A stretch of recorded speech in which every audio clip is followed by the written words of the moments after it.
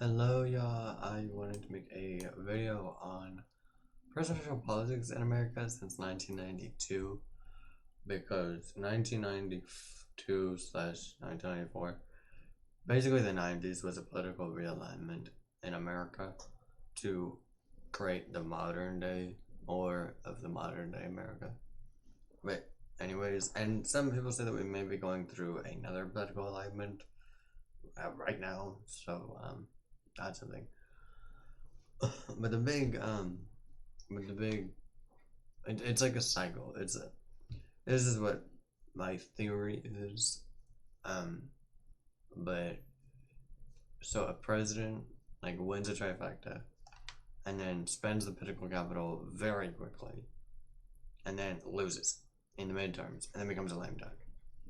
Now again, I am gonna go over and summarize how Clinton did it, how Bush did it, how Obama did it, how Trump did it, and now probably going to be Biden. Mainly, I only put slides for Clinton, Bush, Obama, and Trump, but I imagine that Biden is doing the same thing right now. But anyways, so Bill Clinton, from moderate in time of crisis. Oh, I never actually wrote the end of that. I don't, but this is also because when I was writing this video, I didn't even know, like, by the way, wasn't even alive in the 90s, so I couldn't even tell you from, like, I literally, like I said, like I'm hinting at, I have no personal experience with even living during the Clinton eras. So I'm like, but what I from my history textbooks and researching, I've noticed he really tried to center himself. And again, you can watch the background to that in my ups and downs of the Democratic Party video, which that I know, shameless plug, but you can go watch that video because that video took me so long to do. But anyways, now that just sounds like guilting. But anyways, so he campaigned on fixing the economic situation and the massive deficits that the previous two administrations had been running. Because yes, there was a mini recession in 1990 to 1991, and Bush Sr. also was not liked because he said no new taxes, and then he raised taxes, and the economy was bad by 1992, and he kept trying to focus on Clinton's inexperience in foreign policy. And that's great when, like, the economy is doing good and people start caring about other things that are not the basics of living.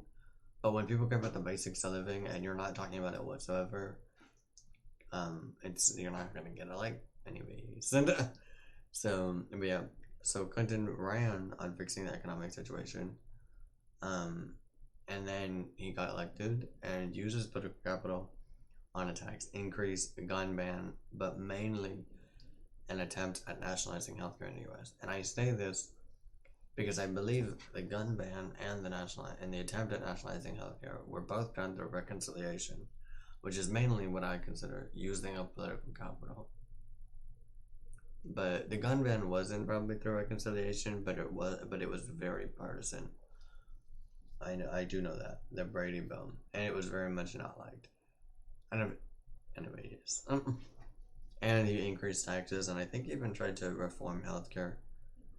Like, his attempt at nationalizing it failed, but he did, I think, reform it to where you have to, like, he added a work requirement to a lot of entitlement programs, like welfare programs. He did some things. He changed some things. But in 1994, after running on the contract with America, which any of you, people who would have, let's just say people who would have been alive at the time, hopefully remember this, but in 1994, after running on the contract with America, the GOP gained a majority in the Senate for the first time in a decade. But arguably more notable, they gained a majority in the House for the first time in 42 years. in 42 years. And that's why I'm saying um, that that the 90s was a political realignment. It really shifted our country away from and like kind of more to the right, but only temporarily, and it's weird. It's basically more of the modern day US that we see today, or the start of the shift to the modern day. But anyways, next. Oh, and by the way, last point: Bill Clinton, for the rest of his presidency, I believe he had to do a bunch of executive orders, and he had to, and the Congress, and apparently the budget of 1994. No, the budget of 1995. I think it was one of the first budgets. I think it was the first budget of the 1995 to 97 Congress. The first budget that the House and Senate voted on, it kept like getting vetoed by Clinton, and so I don't know if there was a government shutdown. If there was, then there was a government shutdown over it. If there wasn't, he just kept vetoing, and then they ended up having to and it was a whole compromise situation. But yeah, for the most part, Bill Clinton stopped being able to work with Congress after 1994. And that's why we got all of like the NAFTA and a bunch of other things, and the Kyoto, it was a Kyoto Accords or something, which is things that Clinton can sign himself.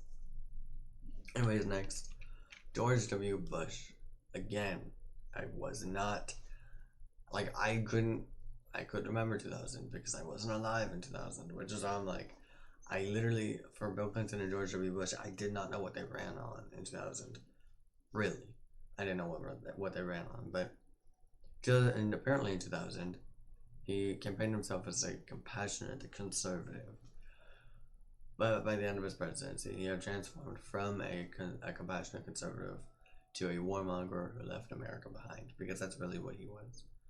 But yeah, like it says on the slide, campaigned on how to use the budget surpluses, because again during the 90s the budget started the deficit, but I think it was towards the later 90s where the U.S. had a budget surplus.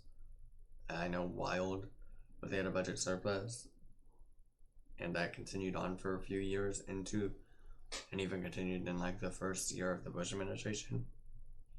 And so he was like, and he wanted to reduce taxes because he felt as though the surplus money was just surplus America's, like American people's money. So, to be like, okay, we don't need as much taxes. It's like that whole idea from him. Do I agree? No, but that was his idea. Then he spent his political capital on starting many Middle Eastern conflicts.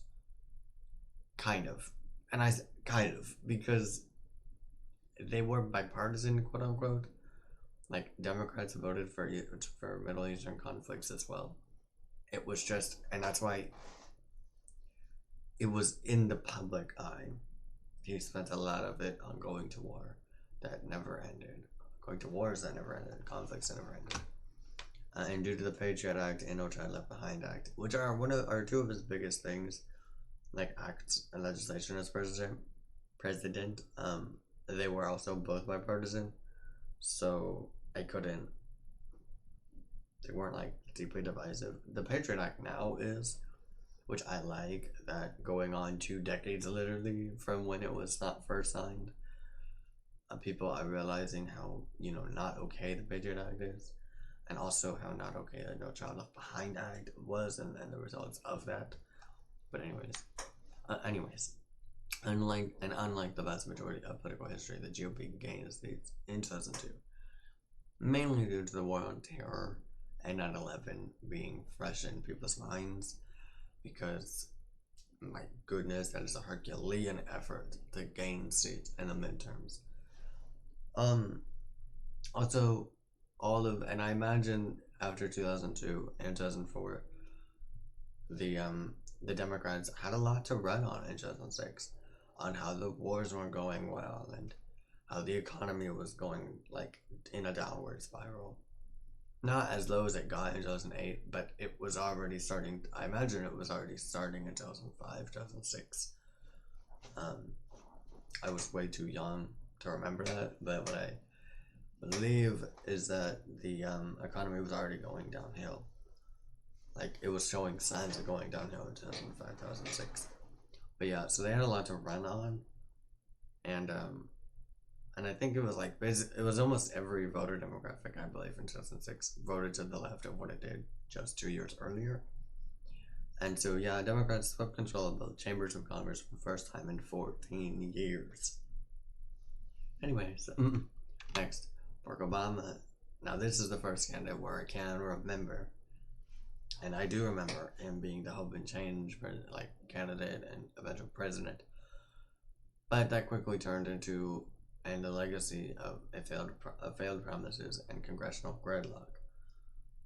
Now, he campaigned intensely on healthcare in 2008, and then when he got in office, by the way, 2008 and 2006 were big years for the Democrats. They had huge majorities. They had even 60, I believe they had 60 Senate seats for a short period of time, which is probably how they rammed through Obamacare without a filibuster, without needing a filibuster. Anyways, so he campaigned intensely on healthcare in 2008, but then signed the Affordable Care Act, which gave Republicans a specific piece of legislation to run on and to fearmonger about it. So, because while Obamacare isn't perfect, it was a big step. I'm not going to say whether it was a big step in the right or wrong direction, because that's for y'all to decide. But it was a big step, and it really changed and overhauled the healthcare system. Again, whether you think that's a good or bad thing, that's on you. But I'm saying from a political history standpoint that Republicans really, that was their big thing that they ran on in 2010 was repealing Obamacare, and how Obamacare was horrendous and this, that, the other.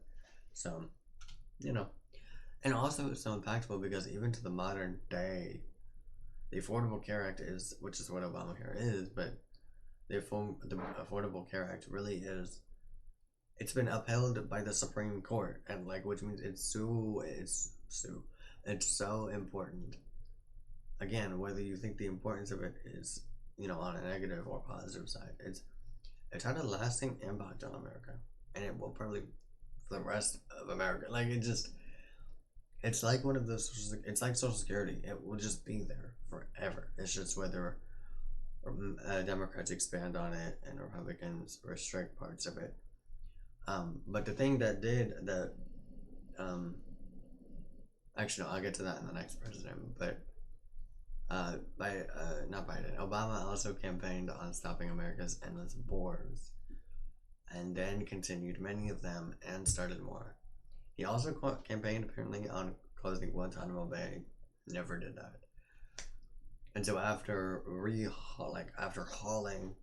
overhauling the healthcare system, passing gun laws, which I believe he passed gun bans, or at the very least was I know he passed gun control legislation. He got two Supreme Court justices in. He did a lot for the progressives and for the liberal effort, for the left-wing effort in America. Then, I think he also signed us in, oh no, that was in 2015 where he signed us into the Paris Climate Accord. But anyways, yeah, he did a lot in 2009, 2011. He also did a banking act that overhauled our banking system. And he just did a lot. And then in 2010, he lost big. The Democrats lost big in a humongous wave here. Kind of like 1994, but a little less extreme. I believe it was a little less extreme.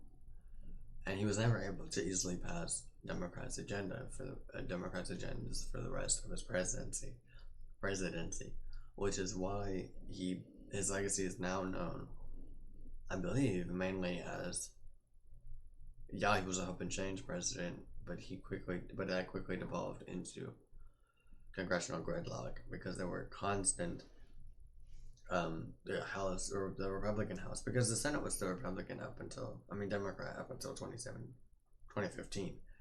So Like, he had the Senate, but he didn't. But the Republican House just wouldn't like do a lot of the stuff that Democrats wanted. So it's like, hmm. And I do remember this was back when politics was boring. By the way, maybe that was just because I was like a young child during the Obama years, and so when I would be like 10 years old and I'd see, and like 8 to 10 years old, and I'd see Obama's face giving a speech or something about, and I just wouldn't care because again I would be 8 to 10 years old. Like it just actually 8 to like 12 years old. But yeah, point is, I but I do remember like Obama making speeches and hmm. Anyways, that's sidetrack. Point is, he campaigned on Obamacare, and well, no, he campaigned on overhauling and helping healthcare in America. He did that, or no, he campaigned on healthcare intensely. Did that, changed it. Also came in kind of as a pacifist, not as a complete pacifist, but as like trying to start to end wars. And he didn't even get close to doing it. He created many more wars. I think one of the very few, if only, things that he ended was the war in Syria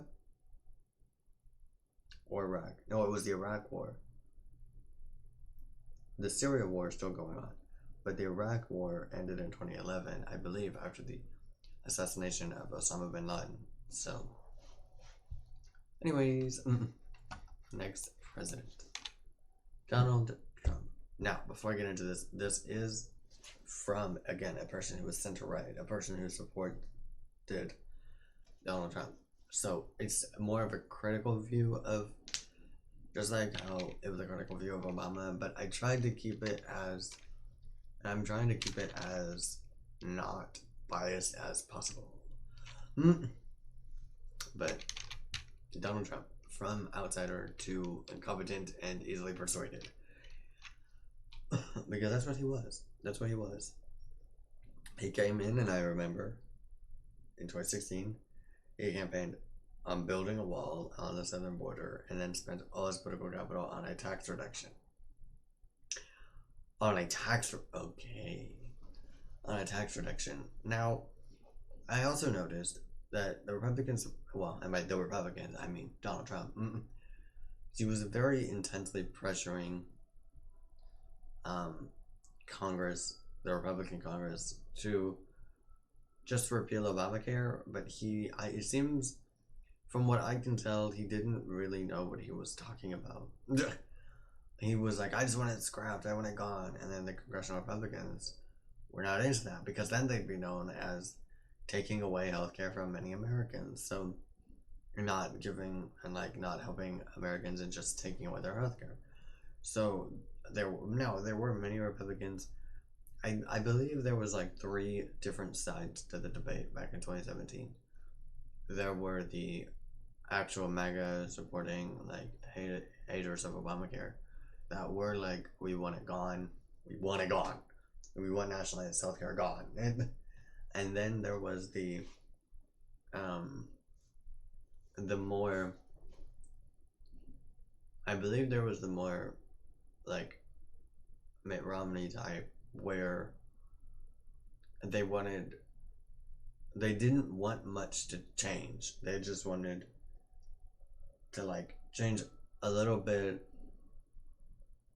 Oh no, yeah.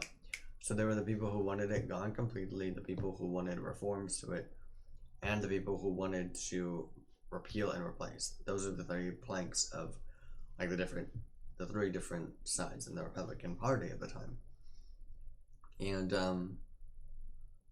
I think, and I don't imagine Trump understood it, and so when he rushed, and I imagine the vote was rushed, I'd have to go look, but I think the vote was rushed, and at early hours in the morning, and John McCain from Arizona, Lisa Murkowski from Alaska, and Suzanne Collins from Maine all voted against it.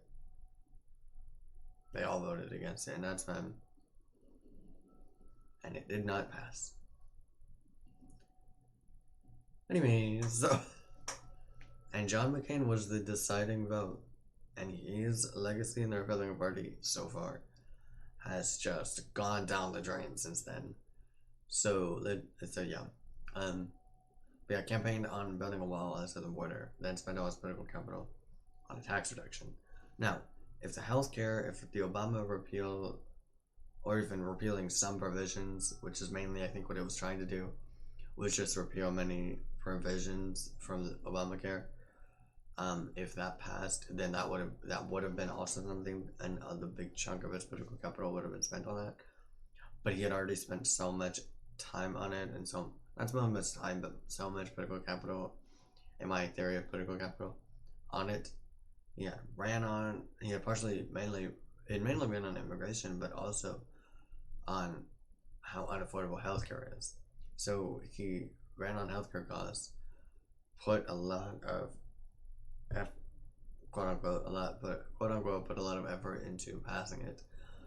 But the thing about, and while I love the idea of outsiders becoming president, this is one downside, is that they simply do not understand the Congress.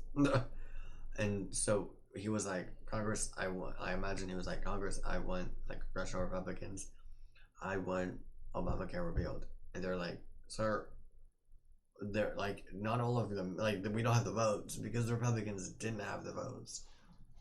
Anyways, so there's also some other stuff like that where he was like, I want this to happen, and then the people in power were like, no. Anyways, because it wouldn't be that easy. But he also campaigned on dismantling Obamacare. Then, after rushing the negotiations and not understanding the Washington climate, 3 senators from his own party voted it down. And in 2018 saw Democrats sweep the House for the first time in a decade, and the government shutdowns proceeded, and Trump started using many executive powers instead of relying on Congress. Which, again, that is the pattern, is that once the president can't work with Congress, he just starts taking executive power, and he just starts using executive powers. And it's the same thing with, well, this isn't the same thing with Biden, because when Biden, he campaigned simply on, taking coronavirus seriously, and that's what he said, was that he would take coronavirus seriously, and that Trump was just the worst president ever.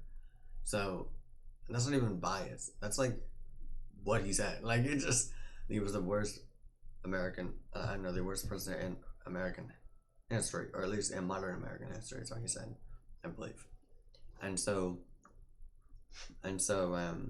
when you run simply on hating your opponent, you don't know what he's going to do when he's in office.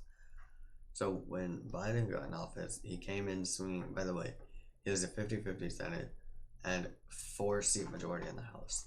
He was not given a huge mandate to do everything, that's for sure. And I say that because he hung up a portrait in his Oval Office of FDR, and he really tried to become FDR, and that very quickly failed because he does not have the situation that FDR was in, or the Congress that FDR had, or the coalition that FDR had. So yeah, basically, on day one, I think he signed like 20 something executive orders. But anyways, point is, and he's gonna do the same thing. His approval rating is already so low. They've passed trillions of dollars in spending that has negatively affected the economy, and will continue to negatively impact the economy. So 2022 will be like, I imagine, like 1994, with a huge political just uproar from the right, and then he won't be able to do anything for the rest of his either 2 or 4 years, depending on if he runs again. But yeah, that was my video. Mainly just that there is a political cycle that happens, where,